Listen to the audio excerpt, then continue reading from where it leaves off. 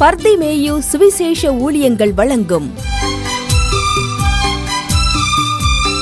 நற்செய்தி நேரம். தேவ செய்தி பாஸ்டர் ஆர். அகஸ்டின். இந்த நாளில் உங்களோடு பேசி வருகிறேன். ஆசை எனக்கு அன்பானுடைய மனித வாழ்க்கையில் எந்த ஆசை இன்றைக்கு இருக்கிறது? எனக்கு அன்பானுடைய இயேசு கிறிஸ்துக்கு ஒரு ஆசை இருந்துச்சுன்னு சொன்னேன். அவருக்கு ஒரு ஆசை என்ன தெரியுமா?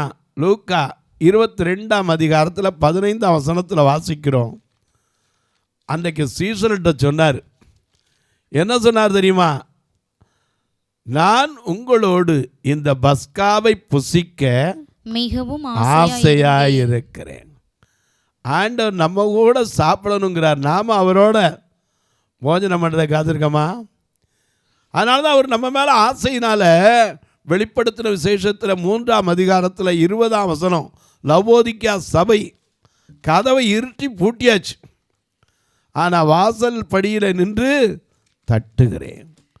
ஒருவன் என் சத்தத்தை கேட்டு கதவை திறந்தால் நான் அவனோடு தங்குவேன்னு மட்டும் சொல்லலை, அவன் என் கூட என்ன செய்வான்?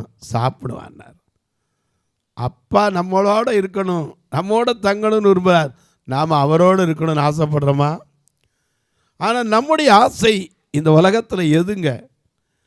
இன்றைக்கி அநேகருடைய ஆசை எதுன்னா, ஒரு ஆசையை சொல்கிறேன். உங்கள் வேதத்தை திறங்க, கையில் எடுத்து எங்கே இருந்தாலும் ஏசாயா தீர்க்கதரிசியின் புஸ்தகம் 5ஆம் அதிகாரம் 8வது வசனத்தை எல்லாரும் திருப்பி எடுத்துக்கிறீங்களா? அப்படி எல்லாரும் எடுக்கிற வரைக்கும் நீங்களும் நானும் சேர்ந்து பாடுமா? அல்லேலூயா அல்லேலூயா.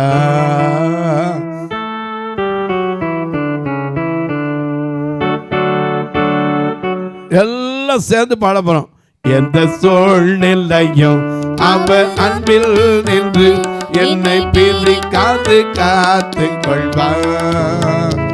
எந்த சூழ்நிலையும் அவர் அன்பில் நின்று என்னை பிரிக்காது காத்து கொள்வார்.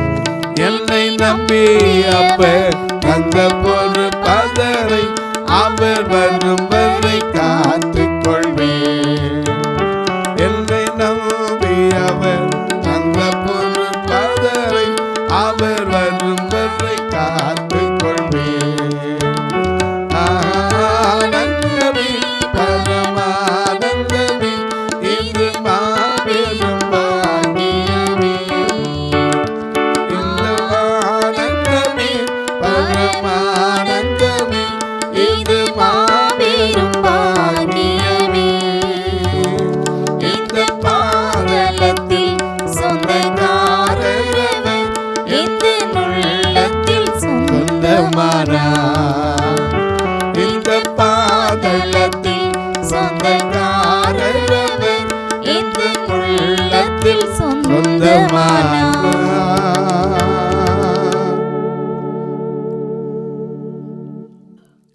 ஐயா, நம்முடைய மனிதனுக்கு அவர் எதிர்பார்க்கிறது தெரியுமா? எந்த சூழ்நிலையில் அவருடைய அன்பை விட்டு பிரிஞ்சிடக்கூடாது. நம்ம அவரோட வச்சுக்கணும், நாம் அவரோட இருக்கணும். அதுதான் அவருடைய ஆசை.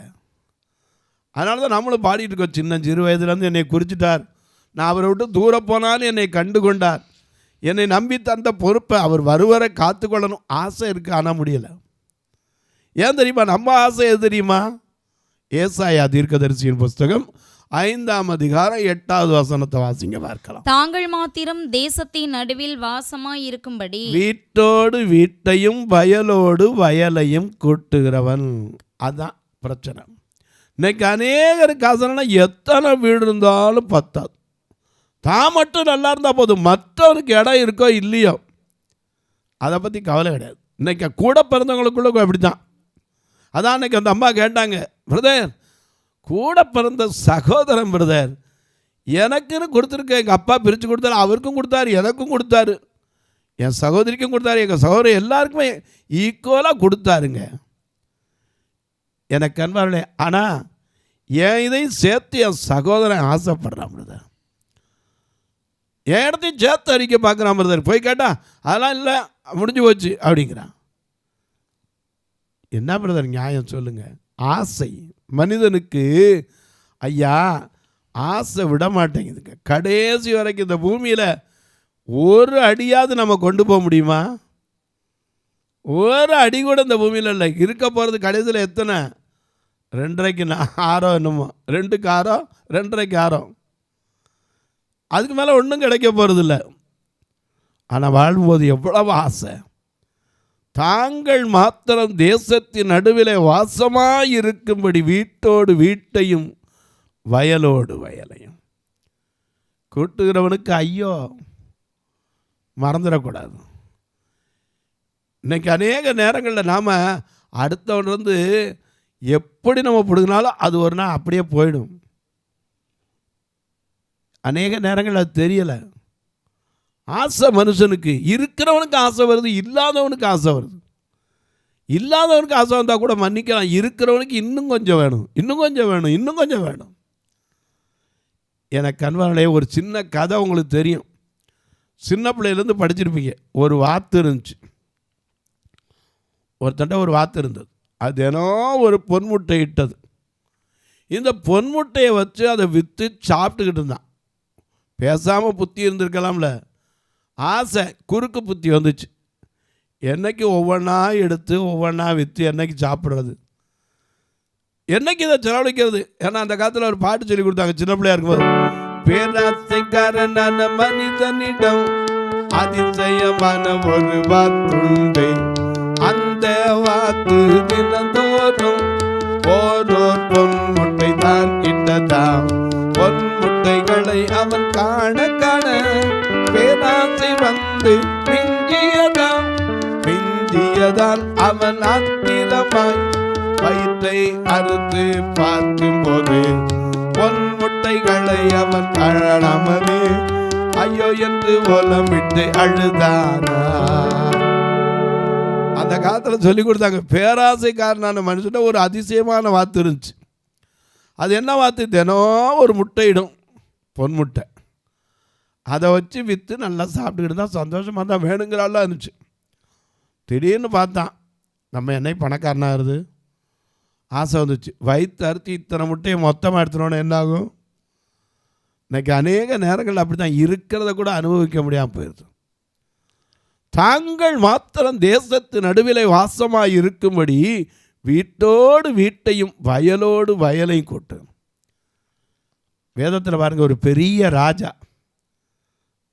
பெரிய அரசன், அவனுக்கு ஆசை என்னன்னு தெரியுமா? 1 ராஜாக்கள் 21ஆம் அதிகாரம். 1 ராஜாக்கள் 21ஆம் அதிகாரத்தில் ஒரு அரசனை குறித்து இங்கே எழுதப்பட்டிருக்கு பாருங்க. ஆசைக்கு எவ்வளவு பெரிய மனுஷனும் விதிவிலக்கில்லை. 1 ராஜாக்கள் 21ஆம் அதிகாரம் முதல் வசனத்துல இருந்து பாருங்க. இவைகளுக்கு பின்பு யெஸ்ரயேலனாகிய நாபோத் என்கிற ஒரு ஏழை. இந்த நாபோத்துங்கிறவன் ஒரு ஏழை. இவனை பற்றி வேற எங்கேயும் வேதத்தில் இல்லை, இந்த இடத்துல தான் இருக்கு. யெஸ்ரயேலனாகிய நாபோத்துக்கு இஸ்ரவேலிலே சமாரியாவின் ராஜாவாகிய, சமாரியாங்கிறது இஸ்ரவேலுடைய தலைநகர், அந்த ராஜாவாகிய ஆகாபின் அரண்மனை அண்டையிலே ஒரு திராட்சை தோட்டம் இருந்தது. ஐயா, இந்த ஏழைக்கு ஒரே ஒரு வீனியாட் திராட்சை தோட்டம் இருந்தது. இந்த ராஜா பார்த்தா இந்த ஏழை சொத்து இங்கனக்குள்ள இருக்கா, அது எனக்கு வேணும். எனக்கு அன்பானவர்களே, இந்த ஏழையிலிருந்து பறித்ததெல்லாம் ஒரு நாளைக்கு நிச்சயமாக அதை திரும்பி நாளத்தனையாக கொடுக்க வேண்டியதில்லை, நமக்குள்ள போயிடக்கூடாது. அதனால தான் சகை ஒரு காலத்தில் உணர்ந்ததுன்னா, நான் இடத்துலாவது அநியாயமாக எதையாவது வாங்கியிருந்தா நாளத்தனையாக திரும்ப தாரேன். அப்போந்தான் ஆண்டவர் அவனுக்கு சொன்னார், உனக்கு ரட்சிப்பு வந்துச்சுன்னார். இன்னைக்கு அநேகருக்கு ஆசை எப்படின்னா, பெரிய அரசர், அவனுக்கு ஊரே சொந்தம், நாடே சொந்தம். ஆனால் அவனுக்கு இருக்கிற ஆசை என்ன தெரியுமா? அந்த நாபோத்தினுடைய ஏழை வச்சிருக்க ஒரு திராட்சை தோட்டம். இங்கே பார்க்கிறோம், இஸ்ரவேலனாகிய அந்த நாபோத்துக்கு சமாரியாவில் இருக்கிற ராஜாவினுடைய அரண்மனை அண்டையிலே ஒரு திராட்சை தோட்டம் இருந்தது.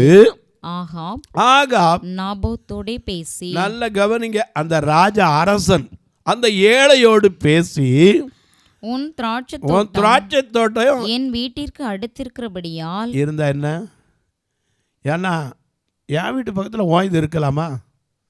அது எப்படி ஆகும்? இருக்கக்கூடாது. என் வீட்டுக்கு பக்கத்தில் இருக்கிறபடியால அதை எனக்கு கொள்ளையாக்கும்படி. அடே அப்பா, ரொம்ப நல்ல எண்ணம். திராட்சை தோட்டத்தை கெடுக்கிற குழி நரி. இது என்னது? திராட்சை தோட்டமாக இருக்கக்கூடாது, என்னதான் இருக்குது? கீரை கொள்ளையாக்கும்படி அதை எனக்கு விலைக்கரையமாக கொடு. வாசிங்க, கீரை கொள்ளையாக்கும்படி எனக்கு கொடு. அதை பார்க்கிலும் நல்ல திராட்சை தோட்டத்தை அதற்கு பதிலாக உனக்கு தருவேன். இது நியாயம் இல்லையா? ஒரு பக்கம் பார்த்தா இருக்கிறவன்ட்ட கேட்டால் சொல்ல, அதான் வேற தாரேன்ட்டார்ல, அதான் வேற தரேங்கிறார் இல்லையா? ஆனால் அவனுக்கு என்ன தெரியுமா? என் திராட்சை தோட்டம் எங்கள் அப்பா அம்மா வச்சுட்டு போனது, அதை இவருக்கு எப்படி நான் கொடுக்கலாம்? வீடும் ஆஸ்தியும் பிதாக்கள் வைக்கும் சுதந்திரம். ஏன்னா அந்த சுதந்திரத்தை கொடுக்க முடியாது, இவன் அனுபவிக்கணும்.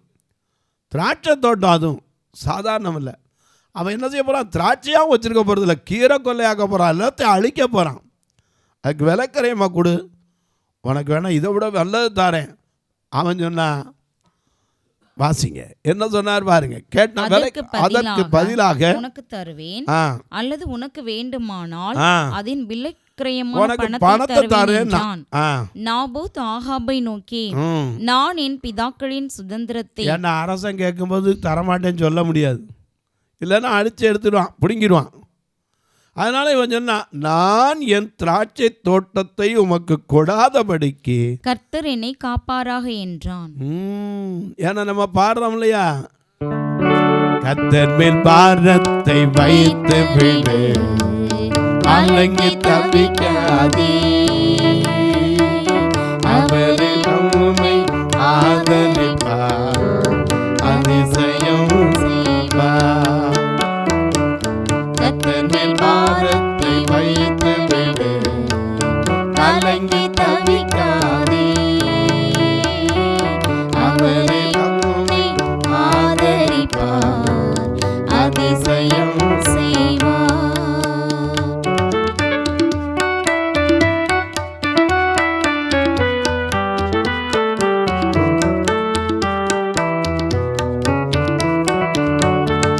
வாழ்வை கர்த்தருக்கு ஒப்புக்கொண்டு போ, அவரு எல்லாம் வாய்க்கச் செய்வார்.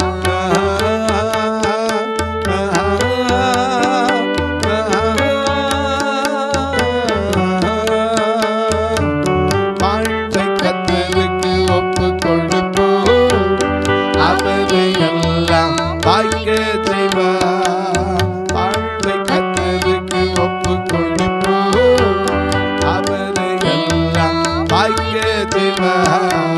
கர்த்தர் மேல் பாரத்தை வைத்து விடு, கலங்கி தவிக்காதே,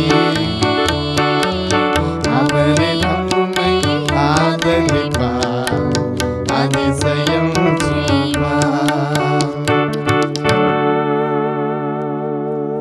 கர்த்தர் மேல் பாரத்தை வைத்திருங்க, அவரே உன் காரியங்களை வாய்க்கச் செய்வார்.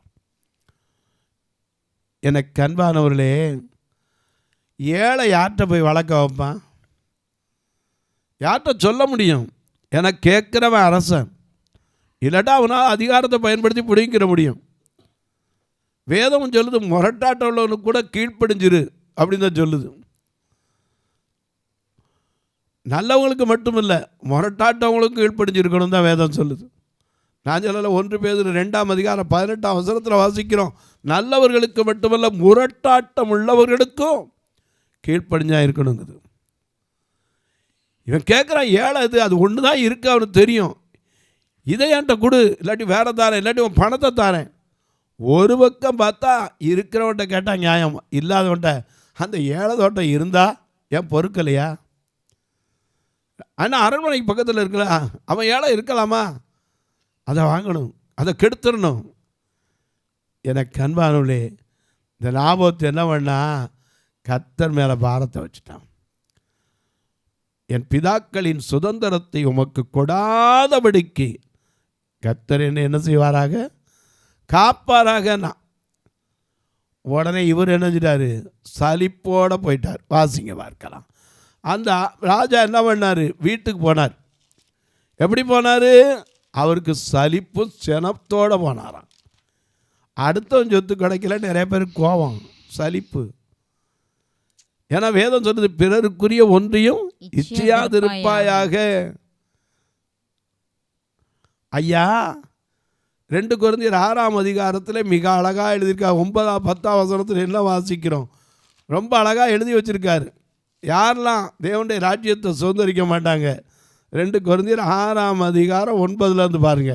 அறியப்படாதவர்கள் எண்ணப்பட்டாலும் நன்றாய் அறியப்பட்டவர்களாகவும், சாகிறவர்கள் எண்ணப்பட்டாலும் உயிரோடு இருக்கிறவர்களாகவும், தண்டிக்கப்படுகிறவர்கள் எண்ணப்பட்டாலும் கொல்லப்படாதவர்களாகவும், துக்கப்படுகிறவர்கள் எண்ணப்பட்டாலும் எப்பொழுதும் சந்தோஷப்படுகிறவர்களாகவும், தரித்திரர் எண்ணப்பட்டாலும் அநேகரை ஐஸ்வர்யவான்கள் ஆக்குகிறவர்களாகவும், ஒன்றும் இல்லாதவர்கள் எண்ணப்பட்டாலும் சகலத்தையும் உடையவர்களாகவும் எங்களை விளங்க பண்ணுகிறோம். ஹல்லேலூயா. நாம உண்மையிலே அதே 1 கொரிந்தியர் 6ஆம் அதிகாரம் 9ஆம் வசனத்தை பாருங்க. இன்னும் கொஞ்சம் அதை பவுல் இதை விட அறியப்படாதவர்கள் எண்ணப்பட்டாலும், அது நீங்க பாசத்தான் திரும்பி வாசிக்க. 2 கொரிந்தியர் 6:9 திரும்ப வாசிங்க. 2 கொரிந்தியர் 6:9-10. அறியப்படாதவர்கள் எண்ணப்பட்டாலும் நன்றாய் அறியப்பட்டவர்களாகவும். ரெண்டுமே ஒரே தான் இருக்கு. 1 கொரிந்தியர் 2 கொரிந்தியர்மா இல்ல, 10 தான் வாசிச்சேன். அறியப்படாதவர்கள் நன்றாய் அறியப்பட்டவர்களாகவும். ஏன்னா இன்றைக்கு ஒண்ணுமில்லாதவன நல்லா விளங்குற மாதிரி காமிச்சுக்கலாம். ஆனா இன்னைக்கு இருக்கிறவன்ட்டையும் இல்லாதவன் ஆக்கணுங்கிறது தான் மனுஷனுடைய ஆசை. எல்லாம் இருக்கு, ஆனா இல்லாதவன்ட்ட ஒண்ணுமில்லாம போயிடணும். இந்த ஆசை தவறான ஆசை. இவர் வீட்டுக்கு போயிட்டார். நாபோத்து சொன்னா, ஐயா பிதாக்களின் சுதந்திரத்தை உமக்கு கொடாதபடிக்கு கர்த்தரனை காப்பாராக. உடனே ராஜாவுக்கு சலிப்பும் சினமும் வந்து நேரம் எங்கே போயிட்டார், வீட்டுக்கு போயிட்டார். சாப்பிடாம போய் உட்காந்துட்டார். அடுத்தவன் சொத்து கிடைக்கலன்னு இவன் சாப்பிடாம உட்காந்துருக்கான். உடனே மனைவி கேட்குறா, என்னய்யா என்ன இன்னைக்கு என்ன சோர்ந்து இருக்க மாதிரி இருக்கு? ஒன்றுமில்ல, இந்த நாபோத்து என்ன விஷயம், அவன் தோட்டத்தை கேட்டேன், எனக்கு கொடுக்க மாட்டேன்ட்டான். எது கேட்டீங்க? நம்ம அரண்மனைக்கு பக்கத்தில் இருக்காது சேர்த்து வைப்போன்னு கேட்டேன், ஆனால் அவன் கொடுக்க மாட்டேன்றான். நீ ராஜா தானே? ஆமாம், நான் வாங்கித்தரேன், உட்காரும். நான் வாங்கித்தரேன், உட்காரும். நீர் எந்திரிச்சு சாப்பிடுன்னா. அப்போ தான் ராஜா எந்திரிச்சு சாப்பிட்டான். எப்படி வாங்கி தருவா? எனக்கு கண்வார்களே, அவனை கொலை செஞ்சு பிடிங்கி கொடுத்தான். எப்படி கொலை செஞ்சாங்கிறது நீங்கள் இந்த வேதத்தை அடிக்கடி படித்து பார்த்தீங்கன்னா தெரியும். நாபோத்து இருக்கிற பட்டணத்துக்கு ஒரு கடிதம் எழுதி அனுப்பி ராஜா மேலே பொய்ய சொன்ன தூசிச்சான்னு சொல்லி அவனை எல்லாரும் குற்றம் சாட்டுறதுக்கு 2 சாட்சியை ஏற்படுத்தி அவனை கல்லெறிஞ்சு கொண்டாங்க. நாபோத்தின் ரத்தத்தை நாய்கள் நக்குச்சு. அப்படி பிடுங்கிற இந்த ஆசீர்வாதத்தை இவனால் அனுபவிக்கும் போது அங்கேருந்து ஒரு சாபம் வருது. நாபோத்தின் ரத்தத்தை நாய்கள் நக்கின ஸ்தலத்தில் ஒன் ரத்தத்தையும் நாய்கள் நக்கும். அநேக நேரங்களில் நமக்கு தெரிஞ்சுக்கல, நம்ம அநியாயமாக பிடுங்கினா அது நம்மகிட்ட ஆசீர்வாதமாக இருக்காது. ஆசை மனுஷனுக்கு திருப்தி இல்லாத. ஏன்னா நீதிமொழிகளில் வாசிக்கிறோம்ல, திருப்தி அடையாத 3 போதும் என்று சொல்லாத 4. நீதிமொழிகள் 30ஆம் அதிகாரத்தில் மிக அழகாக வாசிக்கிறோம். திருப்தி அடையாத 3 போதும் என்று சொல்லாத 4. அவை அவனை மலட்டு, கர்ப்பம், பாதாளம், அக்கினி. இது என்னைக்கா போதும் சொல்லியிருக்கா? நீதிமொழிகள் 30:16 வாசிக்கிறோம். அது ரொம்ப அழகாக எழுதி வச்சிருக்காரு. மலட்டு கர்ப்பமும் தண்ணீரால் திருப்தி அடையாத நிலம் போதும் என்று சொல்லாத அக்கினியுமே. எவ்வளவு அள்ளி போட்டாலும் அக்கினி போதும் சொல்ல போதா? இப்படிப்பட்ட எண்ணம் மனுஷனுக்கு இருக்கக்கூடாது. எல்லாம் இருக்கிறவனுக்கு ஆசை, இருக்கிறவனுக்கு ஆசை, இல்லாதவனுக்கு இந்த உலகத்தில் ஆசை. ஆனால் இயேசுக்கு என்ன ஆசை தெரியுமா?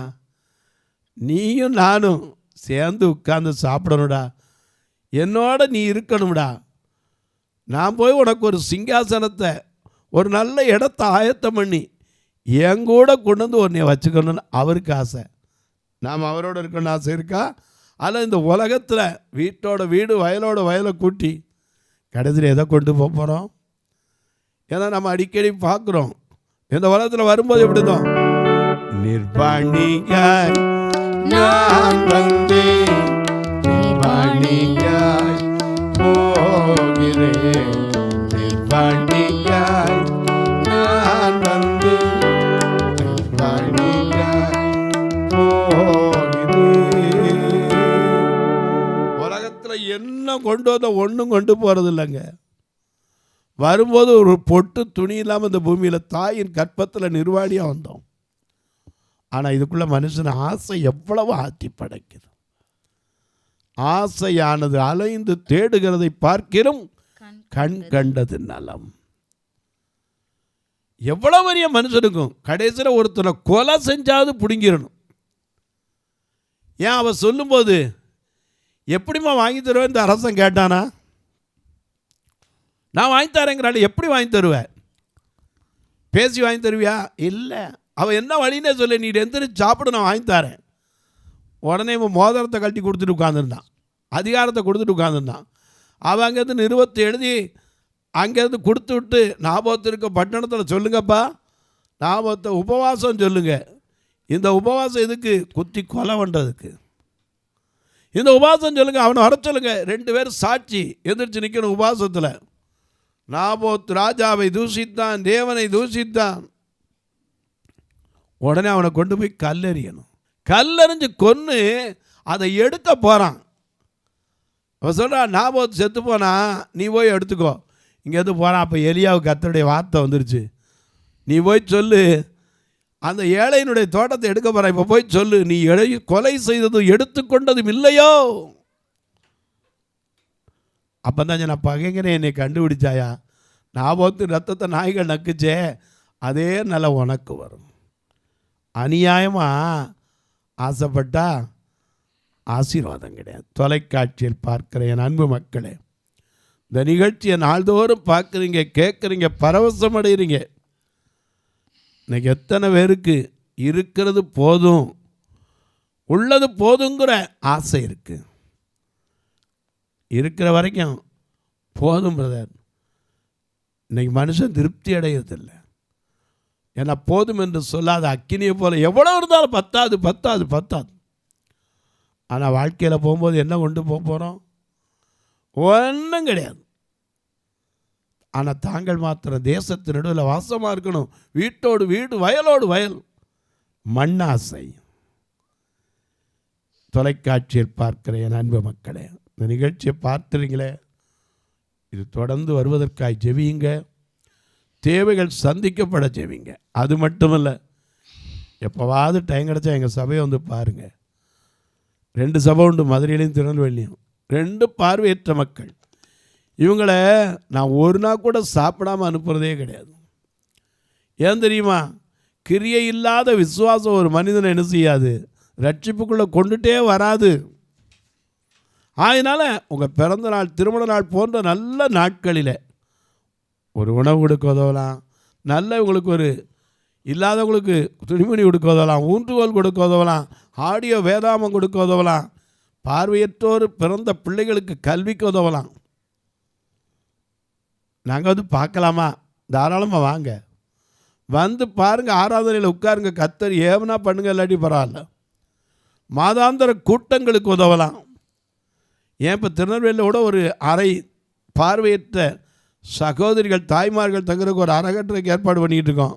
இதன் கட்டுமான பணிக்கு ஒரு சதுரடி 2300 கத்தர் ஏவினால் ஒரு 2 அடி 3 அடி 10 அடி, ஏன் ஒரு 100 அடி 100 சதுரடி கத்தர் ஏவினா தாங்கலாம். ஆனால் திரும்ப சொல்லுவேன், கட்டாயம் அல்ல, விசனமாய் அல்ல. எப்படி பிரதர் உதவுறது? இதில் 2 ஃபோன் நம்பர் வந்துக்கிட்டே இருக்கும். இதில் ஜிபே, ஃபோன்பே எல்லாம் வரும். ஒரு நாள் நிகழ்ச்சியை கூட நீங்கள் தாங்கலாம் உங்கள் சார்பில். ஐயா எப்படி? இந்த ஃபோன் நம்பரோடய ஜிபே உண்டு, ஃபோன்பே உண்டு. என்கிட்ட கேட்டாலும் உங்களுக்கு சொல்லுவேன். ஒருவேளை நாங்கள் பில்லு வைக்கிற கொடி விட்டா தாராளமாக அதுங்க கேளுங்க, அது தனி நம்பரே இருக்கு தாரேன். உங்கள் ஜெபக்காரி எது இருந்தாலும் காலை 10லேருந்து 5 மணிக்குள்ள தாராளமாக சொல்லலாம். இப்போவும் உங்களுக்காக நான் ஜெபிக்க போகிறேன். நல்ல பிதாவே, நன்றியோடு துதிக்கிறோம் சுவாமி.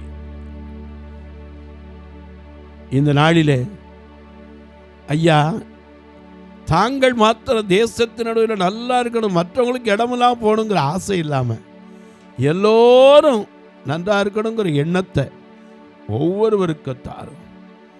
வீணான ஆசைகளுக்கு இடம் கொடாதபடிக்கு என்னை எங்களையும் காத்துக்கொள்ளுங்க. இந்த ஊழியத்தை தாங்குகிற, ஜெபிக்கிற, கொடுக்கிற எல்லா மக்களையும் ஆசீர்வதிங்க. அவருடைய குடும்பங்கள், பிள்ளைகள், பெற்றோர், உற்றார் உறவினர்களுக்கு நல்ல சுகபலத்தை கொடுங்க. வியாதி படுக்கையில் இருப்போருக்கு நல்ல விடுதலை கொடுங்க ஐயா. திருமணமாகாத பிள்ளைகளுக்கு நல்ல குடும்ப வாழ்க்கையை கொடுங்க. கல்வி பெற்ற முடித்து காத்திருக்கிற பிள்ளைகளுக்கு நல்ல வேலை வாய்ப்புகளை திறந்து கொடுங்க. அதிகமான தேர்வுகளை எழுதி நெடுநாள் காத்திருக்கிறவர்களுக்கு நல்ல ஐயா நீதியுள்ள உத்தரவு கர்த்தர் அனுப்ப உதவி செய்யும். தடைபட்டிருக்கிற காரியங்களெல்லாம் கைகூடி வரட்டும் சுவாமி. நெடுநாள் காத்திருத்தல் இருதயத்தை இழைக்கப்படும் என்று சொன்னவர் விரும்பினது வரும் என்றீரே. ஒவ்வொருவருக்கும் அந்த விரும்பின காரியங்கள் கைகூடி வரட்டும். வானத்திற்கும் பூமிக்கும் சகல அதிகாரம் கொண்ட இயேசு கிறிஸ்துவின் ஈடு இணையற்ற வல்லமையுடைய நாமத்தில் ஜெபிக்கிறேன் நல்ல பிதாவே, ஆமென். சபை ஆராதனை ஞாயிறு காலை 10 மணி முதல் 12 மணி வரை. இடம் பர்திமேயு சுவிசேஷ ஆலயம், அன்னை சத்யா நகர், இளமனூர் அஞ்சல், சக்கிமங்கலம் வழி, மதுரை மாவட்டம். பின்கோட் 625201 மற்றும் பர்திமேயு சுவிசேஷ ஜெப வீடு, flat number 107, Eden garden, Muthur, Tirunelveli. Pincode 627011. சிறப்பு உபவாச கூட்டம் ஒவ்வொரு மாதமும் 2வது சனிக்கிழமை காலை 10 மணி முதல் 1 மணி வரை நாகர்கோவில் YMCA ஹாலில் வைத்து நடைபெறுகிறது. மற்றும் ஒவ்வொரு மாதமும் 4வது சனிக்கிழமை காலை 10 மணி முதல் 1 மணி வரை திருநெல்வேலி புதிய பேருந்து நிலையம் அருகில் உள்ள கிரேஸ் ஹாலில் வைத்து நடைபெறுகிறது. எங்கள் எல்லா ஆராதனைகளிலும் கலந்து கொண்டு தேவனை மகிமைப்படுத்த அன்பாய் அழைக்கிறோம். உங்கள் உதாரத்துவமான காணிக்கைகளினால் இவ்வூழியத்தை தாங்க விரும்பினால் R Augustine, account number 5021364331, IFSC code IDIB 000B066, Indian bank, BP Kulam, Madurai. GPay number 9842181917, BGM ministries மற்றும் 9442559772, பிளைண்ட் மினிஸ்ட்ரீஸ் அகஸ்டின். உங்கள் தொடர்புக்கு பாஸ்டர் ஆர் அகஸ்டின், பர்திமேயு சுவிசேஷ ஊழியங்கள், நாகமலை, புதுக்கோட்டை, மதுரை 625019. தொலைபேசி எண்கள் 9842181917 மற்றும் 9442559772. கர்த்தர் தாமே உங்களை ஆசீர்வதிப்பாராக.